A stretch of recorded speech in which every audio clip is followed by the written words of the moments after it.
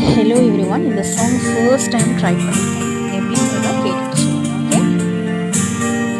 நெஞ்சமே நெஞ்சமே கொஞ்சியே சொல்லுதே ஆரீரோ, தஞ்சமே தஞ்சமே சொந்தமாய் வந்ததே